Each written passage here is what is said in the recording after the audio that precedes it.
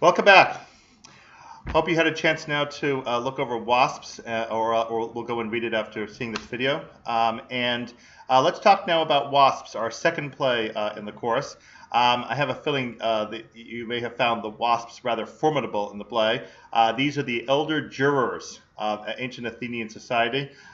Many of them were old enough to have fought in the Battle of Marathon, which was in fact over 60 years prior to the production of this play.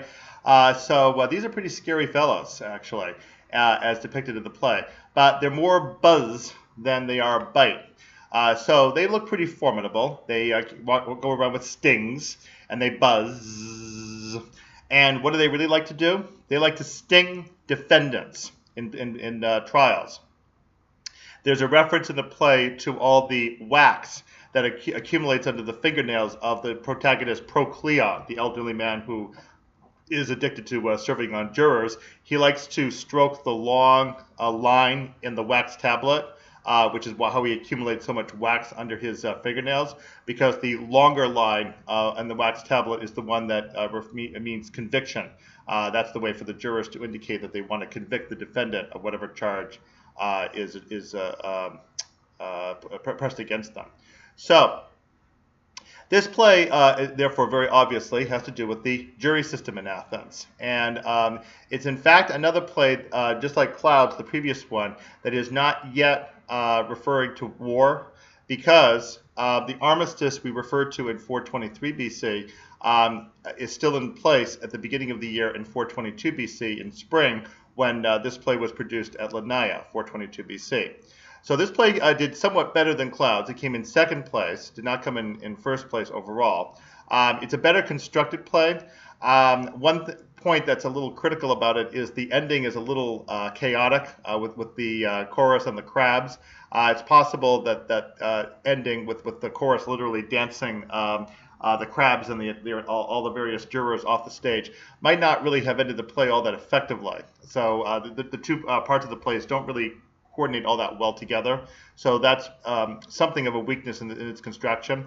On the other hand, the venom against Cleon, here he is, Cleon, and the whole depiction of the jury system, especially the absolutely outstandingly clever device of the trial of the dogs, and again, dog, referring to Cleon. All of that makes this play really memorable, and it's usually a favorite among students at University of Rhode Island. I hope it was in fact one of your favorites as you read it. It really is quite humorous. So let's again put this in context of the Peloponnesian War.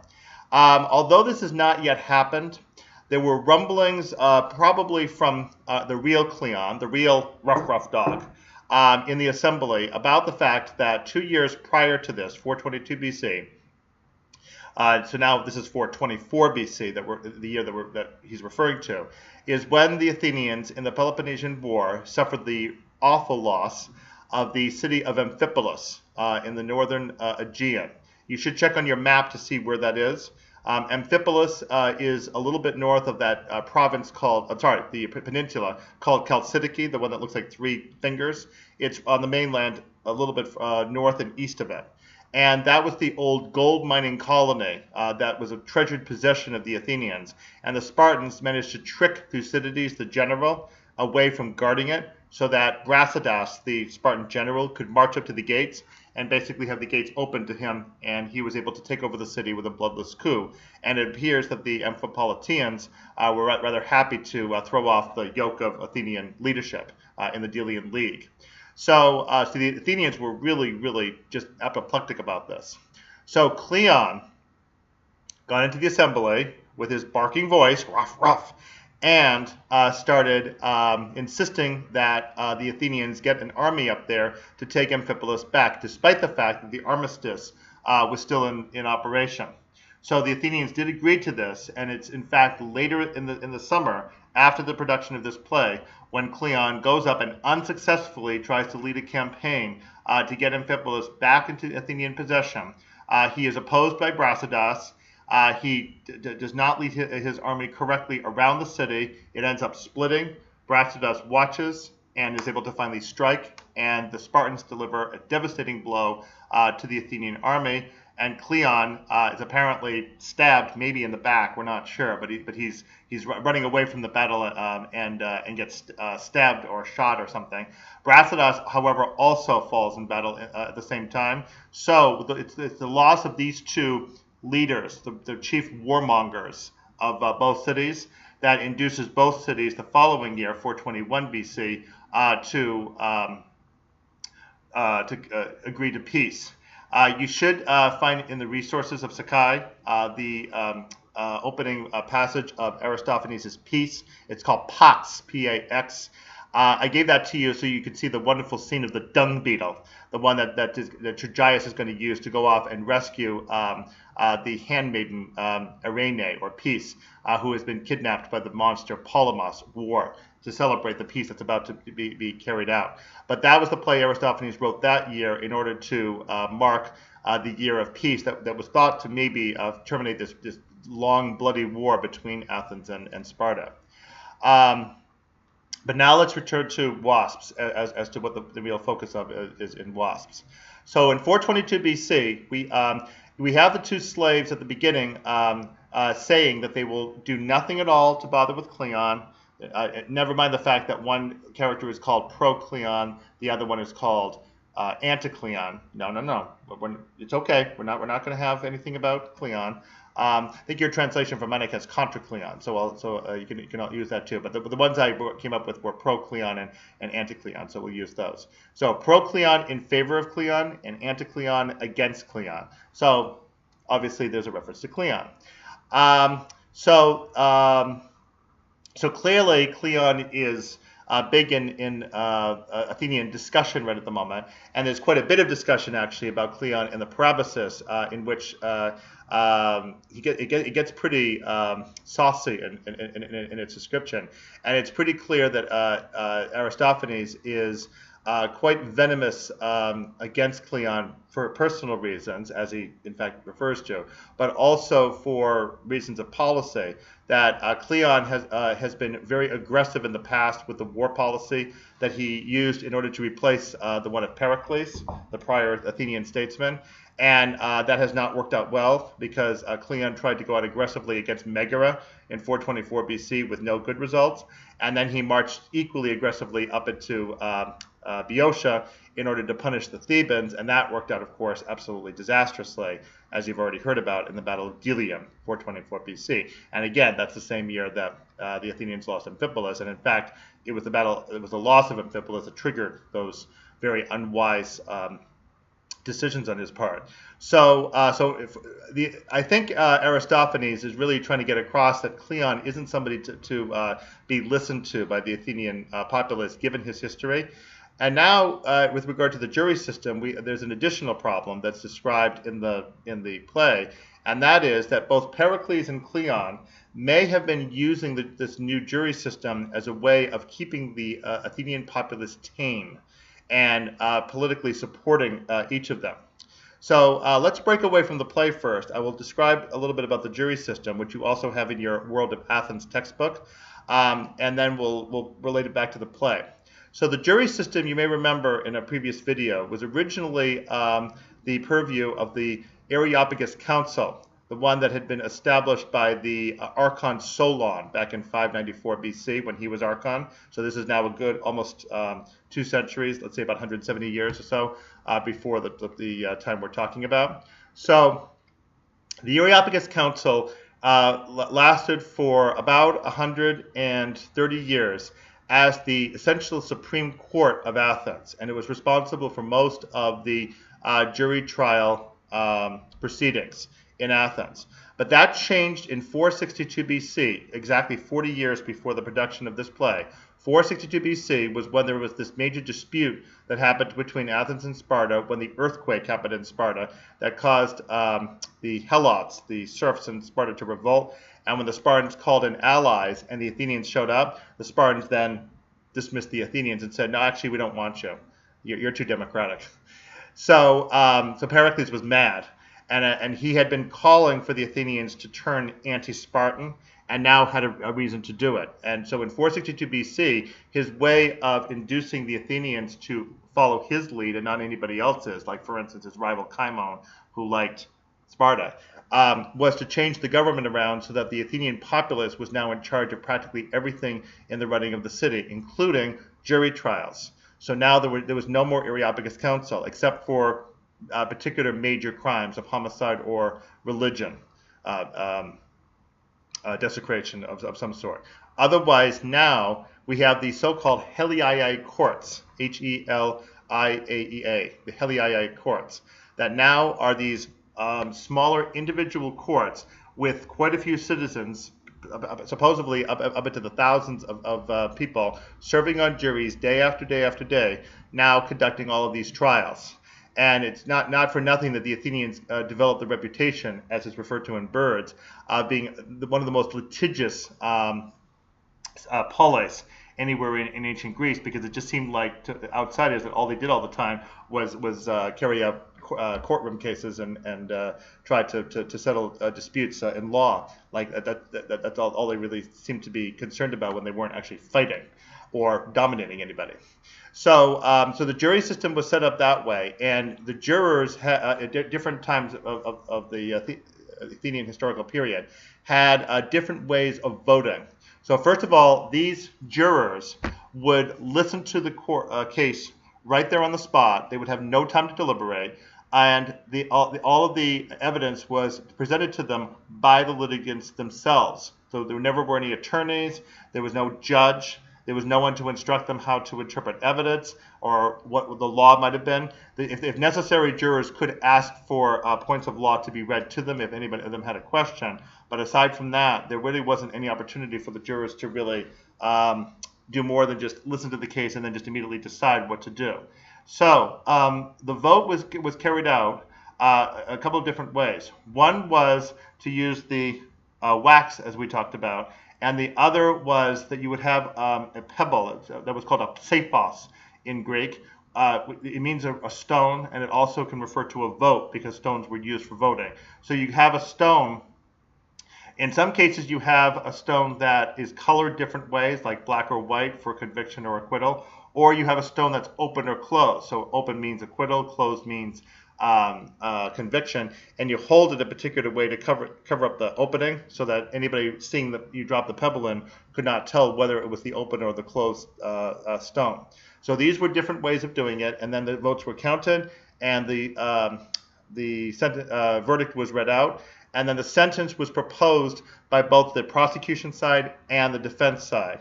And whichever side had a sentence that the jury preferred, that would be the sentence that would be carried out against the defendant in the event of a conviction. Obviously, with an acquittal, the defendant was dismissed from court. So that's the basics of the system, and you see some of that in the way that the case is carried out. You did see, of course, the reference to the water pot. It's a joke being made on the so-called clepsydra, which is the Greek word that means sealing water, and it refers to the jug that has a hole in it that is used to trickle out the amount of time that a speaker is allowed to speak, so that he does not obviously speak for too long. So there's that, and it was still a religious occasion, so as you saw, there was also a sacrifice to be carried out before the actual proceeding could get underway with the court case. Okay, so how does WASPs approach this? And as we see what's going on in WASP, we come to understand what the political connection is with Cleon and Pericles. So WASPs has a man named either Procleon or Philocleon. So we'll say Procleon here. Procleon is the elderly man who is addicted to jury service. And the reason why he's addicted to it is that, first of all, as an older man, that's probably all he can do in Athenian society. There may not be very many other forms of work or jobs for him to be able to carry out at an advanced age. And second, Pericles, when he set up the Heliaei courts, initiated the process of paying older men in society 2 obols, which is basically like a daily wage, allowing one to go buy, say, a meal. So 2 obols, which was then increased to 3 obols by Cleon. Obviously, inflation. So, first Pericles, then Cleon, basically buys the voting power of a portion of the population that is now grateful to them for the livelihood that they have. So not surprisingly, they absolutely love the jury court system because it guarantees them their income day after day after day, as long as they can keep on serving. So these men keep filing in day after day after day in order to carry it out. What is revealed in the play, however, in a satirical way, is that the amount of money that the Athenians are actually paying the jurors is only a very small percentage of the money that they take in as income. Presumably, even if one takes into account the special expenses being charged against the Athenians for the war effort. The Athenians, in fact, are dealing the jurors a dirt cheap deal. They're exploiting them for very cheap service on behalf of the state and not really giving them their fair pay. And it's on this basis that the juror Procleon, the one who is addicted to going to the court every day, suddenly realizes that in fact he really is not really using his time very effectively if all he's going to do is allow himself to be paid only a very small amount of money to carry out this service on behalf of the state that doesn't really benefit him personally in any way. All right, so now let's turn to the actual runnings of the play itself, and as I say, where appropriate, we'll tie in these two. So Procleon, the older man, is the one who favors Cleon because Cleon is the one who essentially set up the jury trials to pay these jurors day after day after day to carry out jury service. So at the beginning of the play, the two slaves belonging to the son, Anticleon, are trying to keep Procleon trapped in the house. He tries different ways of getting out. He turns himself into smoke, tries to go up the chimney. He tries to sneak out under the donkey in the way that Odysseus snuck out of the cave of the Cyclops under a sheet. And these don't work. Eventually, however, the jury court chorus shows up, the wasps, with all their stings, and they get into battle formation and they start getting ready to sting everybody. However, somebody comes out with smoke and throws smoke bombs at them in the form of a very stinky poetry. And as a result, the wasps end up withdrawing, and then the agon, the big contest gets underway in which the son is able to convince the wasps and eventually his father that in fact jury service is a fraud in ancient Athens as far as the pay. Once that happens, then our protagonist Procleon is invited to do jury service there at the house, and that is when we get the two dogs. We have the hound, which is supposed to represent Cleon, and then we have the defendant dog. The crime in question is stealing a Sicilian cheese, and the name of the dog who's supposed to have done it is Labes, L-E-B-E-S. This is a multivalent pun. Labes comes from a Greek word that means to snatch, but in addition to that, Labes is similar to the name Laches, which was the name of a real Athenian general who went over to Sicily and was later accused of embezzlement. So this jury trial does actually reflect a real trial that happened. So we see some elements of the way that the jury trials are carried out. This is quite fortunate for us to even on a satiric level, to see how it works.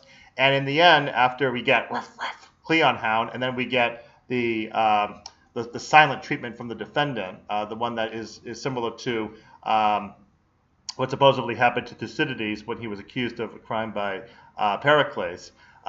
Pericles was your big mafia don, so to speak, and Thucydides tried to take him on. He was the conservative politician and met with a rather unfortunate fate in court, according to the play. So similarly, this dog can't speak. We know that the reason why he can't speak, of course, is that he's the fourth actor, and only 3 actors can speak on stage.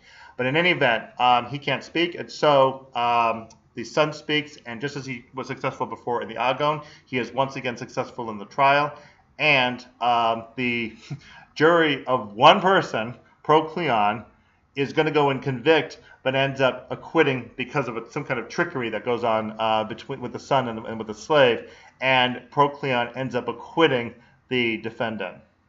Because of that, he had sworn an oath to discontinue jury service if he ever acquitted a defendant, and now that he's done so, he has to stop. And the second part of the play is his very unsuccessful effort to immerse himself, with the sun's help, into the social scene in Athens, and with not great results, because it turns out that Procleon has a very hard time with alcohol.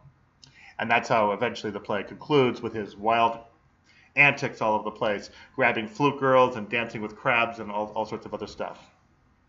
So what's going on here? So you have the policy of Pericles, of course, from the war that's still on people's minds, even though Pericles had already died 6 years prior to this play.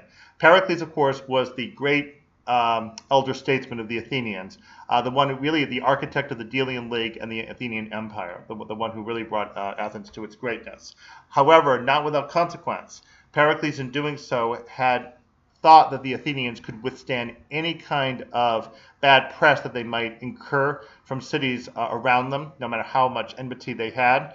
And it's true that the Athenians did have the long walls all around their city and the harbor to protect themselves, but that wasn't enough. Walls cannot mend fences, so to speak.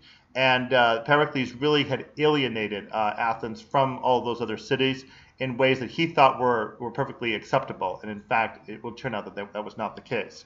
Now, Pericles' strategy, remember, had been to keep the Athenians away from actual fighting and to keep the population of Athens inside the city. Ironically, that killed Pericles, because that's how the plague got started, and Pericles died in the plague.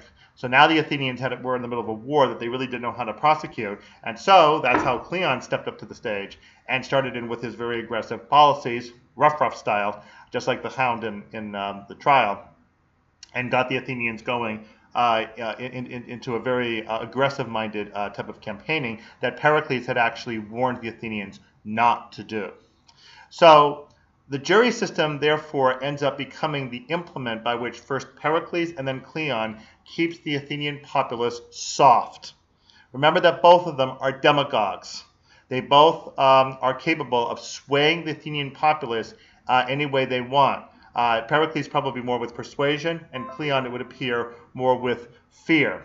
And the Athenians end up with the assembly not really being able to resist the will of these two politicians all that well. And Thucydides, the historian now, Thucydides, tells us that Pericles, when he records Pericles' death, says that Pericles was one of the most influential politicians of all time in Athenian history, and that the Athenians pretty much always went along with what he had to say, because he really did appear to be a very effective leader and a true believer in Athenian democracy. At least that part was certainly true about him. So, so the jury system, therefore, if it's a political tool of these two and others, may not really be the most effective way to carry justice out, and as such, therefore, may be weakening the Athenian populace. So takes away, we have the sense that the jury system itself is corrupt, that it really doesn't work very well, that it certainly does not account for justice. What better way to show how ridiculous the system is than that quite famous moment in the jury trial when all the little puppy dogs come out and they all start going, ooh. And even poor Procleon, who's like the really hard type, finally is probably slobbering in tears, going, oh, get off, get off, get off. He doesn't want all that slobber all over him. And he's probably being moved. And even he starts to say, it's the soup I'm eating. It's making me cry. I'm actually moved. I'm actually believing what's being told to me. I'm being persuaded. I'm going to acquit the defendant. This is awful. So there's all that happening. With the jury trials, that there's a lot more emotion and passion, and probably not so much jurisprudence that penetrates the jury system and makes the system probably not work nearly as well as it ought to as far as real justice. And although it's exaggerated in Aristophanes, there is certainly an element of truth in that. Remarkably, though, the jury system kept on going for quite a long time and seems to have done relatively well despite its obvious flaws. The bigger concern really is, although the jury system is what is focused on in the play, is probably Cleon. The fact that the Athenians continue in the course of this war to believe leaders and elect leaders who really do not have their best interests and have, as it turns out, a very poor judgment. This will be Aristophanes' last whack at Cleon because, as we already know, he died a few months later in the Battle of Amphipolis, and Athenian politics, the whole war, took an entirely different turn with the departure of Cleon and with the conclusion of the Archidamian phase of the war in 421 BC. All right, when we come back, we're going to move to that central section, the Peace of Nicaeas, in order to describe how things have proceeded, which is not that well, as we examine the third play in this course called Birds. We'll see you next video.